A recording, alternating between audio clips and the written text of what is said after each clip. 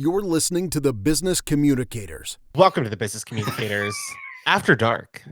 This is Austin Staten here with Thomas Bain, and we are coming at you recording 10 o'clock at night on a Friday because that's what we do. We have very important social lives, and instead of going to the Taylor Swift concert here in Houston tonight, we decided to get together and have a beer while we are recording. Cheers. So if you're watching this video right now, we are doing a cheers, taking a sip. Tastes great. And yeah, so it's been a crazy busy week, I think, for both of us, and we knew that we wanted to record today. It just didn't work out until 10 o'clock at night. So here we are, we're recording the number one communications and marketing podcast in the world. That's a verifiable fact. But Thomas, I know a few weeks ago I said that I gave up on TikTok. And I was actually like, all right, I can live life without TikTok. You know, I still have my privacy concerns, everything like that. I tried Instagram Reels and I was seeing stuff on there and I'm like, oh man, I saw this like 2-3 months ago on TikTok, and finally was like, okay, maybe I'll just download it again and see. So I posted something today, ran an errand this afternoon, and on 610, traffic is always bad, right? Traffic is always bad, but it was early enough in the afternoon where rush hour traffic shouldn't have been heavy, and the freeway was backed up like 7 miles, and it's because Taylor Swift is in town. People are paying thousands of dollars to go to her show, waiting hours in line in the merch line. I did hear that. To get stuff that they can buy online. I don't get it. What's the hype? What is the hype around Taylor Swift? Am I just missing something? They did change the name of the stadium for like Taylor's the version. weekend. Yeah, I saw that. Did And, NRG approve that? I have no idea. The county does. You know, and it's one of those things. I was talking about it today that I think Taylor Swift has become one of those artists who does definitely transcend, you know, like think of the Rolling Stones, Garth Brooks, those kind of people. I personally, I don't think I would shell out thousands of dollars to go see her ticket to show. No. But you have to remember, she brought down an entire website and made them go in front of Congress, for lack of a better statement. Yeah, you say that, you know, that she was trying to get rid of the resellers, but I'll tell you what, you know, she's here for 3 nights in Houston. We're recording on Friday night, so there's still 2 more nights. So when you're listening to this episode, she's already moved on. But I've heard that she goes on stage at 8 o'clock local time. I checked at 7 o'clock on StubHub to see what prices were for tickets, and you could get like 5th row floor seats for under $300. Just 2 or 3 days ago, they were selling for $1,500, $2,000. So she raised an issue with Ticketmaster. I don't know that she actually solved anything there. You know, but you know, I think that's today's business mindset as a whole. Is it's a flash in the pan. Yay, we did what we were supposed to. We rubber stamped it. And we talked earlier about all the news that went on this week and why we are recording at 10 o'clock, 9:45, 10 o'clock at night, is we have other jobs and this is our side hustle. And so I commend everybody else who has the side hustle. But you know, I've gone to concerts, I've gone to sporting events, walking up to the door and paying $2, $3 to get in. Oh yeah. Yeah. Before 9/11, I remember getting on Southwest Airlines flights for $15. Basically, the person would look me over and say, okay, you weigh about this much. We think this is how much fuel you're going to use. Get on the plane. But then there are other times when you walk up and you try to go to something, it's sold out. There's no way you're going to get in that door. Yeah. Yeah. So you have to be very flexible in what you want to do all the way through. You know, with that being said, I would, like I said, I'd go see Taylor Swift. I don't know in today's world, and I'm not a big fan of concerts at NRG because it is just so it's just the large. acoustics and sound. Yeah, no, I totally get that. I think if you can avoid stadium shows, especially indoor stadium shows, you probably should. But Taylor Swift was also in the news this week. I don't know if you saw this, Thomas, but FTX, which we've discussed, I believe, Sam Bankman-Fried on this podcast. Gosh, I want to say like late 2022 we spoke about it, but as many of you are aware, there are a ton of celebrities who are being sued right now. You know, Tom Brady, you know, a bunch of YouTube influencers. There's a lot of big names, Larry David, that are being sued. I think it's like a $5 billion class action lawsuit, suggesting that these influencers, celebrities, didn't actually read the terms for this FTX sponsorship and didn't realize that there were significant issues on the product that they were promoting. And it came out this week. that according to, I guess, the legal counsel for Taylor or somebody that's on the class action suit, I guess FTX offered her $100 million to be a brand spokesperson, which is an insane figure. But she was actually smart enough to read the terms, and she asked them, "Can you tell me that these are not unregistered securities?" And so because she had the knowledge to actually read and understand and to ask questions, because she knows that her brand is more important than anything else. She's a marketing genius. What she has done to take back her own music, creating Taylor's version. She turned down $100 million because she wasn't comfortable with the brand. There aren't many people out there that would do that. And we're talking, you've got people like Tom Brady just signed a $374 million contract with Fox to broadcast sporting events. He doesn't need the money. He's made No. over $250 million in his professional football career. He doesn't need the money. Taylor Swift turned down $100 million because she didn't like the terms. But It's brilliant. I think part of that is because of her past. Taylor's version.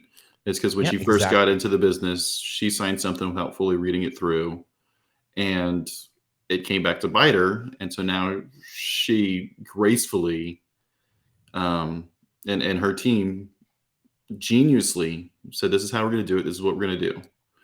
I would have loved to be a fly on the wall on her strategy session with her and her PR people and her comms people and her legal team and her investment group in the room saying, "This is how we're going to do it. This is what it looks like legally. This is how we're going to do this. This is how we're going to do that." And she came out stronger than she was before. Um, and I think that's an interesting point. And I think also, as we've talked about the AI, with just voice, just the sound of your voice, certain voices like Morgan Freeman, um, you don't have to say this is Morgan Freeman talking to so and so. People know who it is. Exactly. And And there's a really interesting case study this week. I don't know if you saw it, but there's a video going around. It's Drake and who was the other artist? It's Drake and The Weeknd. And this AI company posted this video, and it's been going viral on all the social media platforms. It was on Spotify, it was on SoundCloud. And it's actually a really decent song. An AI composed a version of a song that I guess somebody wrote, and it sounds like The Weeknd and Drake. It sounds exactly like them. You would have no difference. And it had millions and millions of streams. It I was all heard AI. That's kind of frightening. I heard about that with Eminem from 2 or 3 weeks ago. Yeah, it's been That done a lot, but The yeah. Weeknd and Drake, I would say they're more prone to have viral moments than Eminem, just because of this day and age of social media, I guess. Well, and it's also interesting because I think yesterday a study on Spotify came out that there was the same song being played by 5 different artists, and it was an AI generated where it was just creating an artist's name and just putting it through Spotify. So it wasn't until one listener said, "You know what? That sounds familiar. I think I heard that song like 10 minutes ago." And so I think Spotify right now is going through and looking at it as, do we even need to pay artists, or can we just create music? Well, yeah, so all of the uh, streaming services took down the song, and the record label has actually issued a statement, basically drawing a line in the sand and saying you're either with us and for supporting artists and creativity, or you're against us. And so where do you stand? And so I really think this is going to be an interesting space to follow moving forward. I think here locally, we mentioned Taylor Swift. She's performing at NRG Stadium. The spokesperson for NRG is Matthew McConaughey. He's also the spokesperson for Lincoln, the motor company.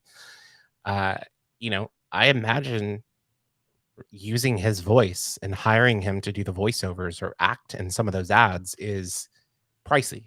I would venture to say it's well over 6 figures.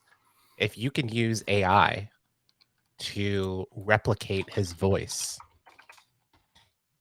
should brands do that? Is that ethical? I mean, if they're just using a voice, even though it's not Matthew McConaughey, and I know you could have done this for years with voice actors, but where does that work in terms of ethics? What are your thoughts on that?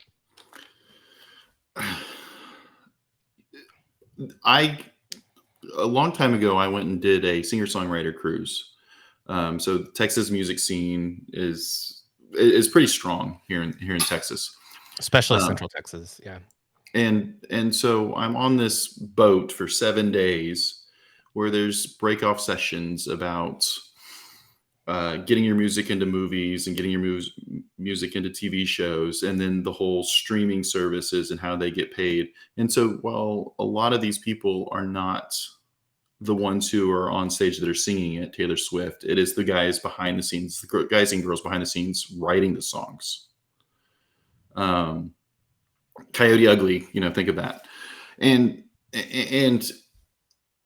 the creative services. I think there are people who, especially in our profession, business communications, who seem to be good at all of them, but they're not necessarily great at any certain discipline.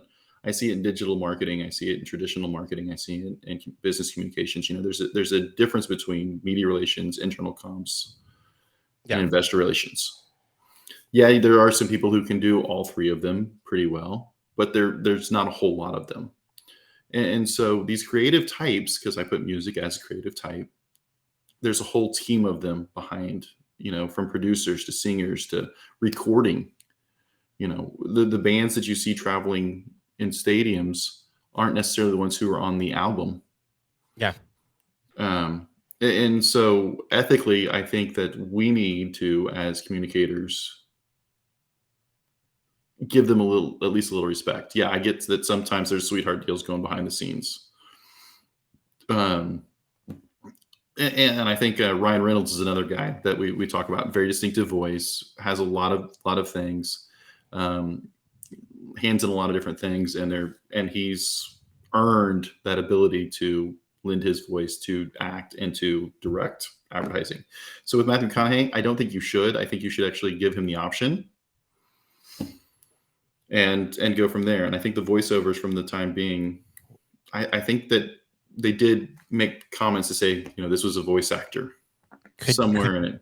Could you trademark your voice? Is that something we're going to see moving forward with these artists? I think so. That would be interesting. If you're a lawyer listening to this, send us a message. Yes, if you're a copyright lawyer, please. Yeah. Austin at thebusinesscommunicators.com, Thomas at thebusinesscommunicators.com. Drop a note on LinkedIn. We'll reach out to you, because trademarking your name, and it's got to be image and likeness. Yeah. It's the audio version of image and likeness. You've been listening to The Business Communicators.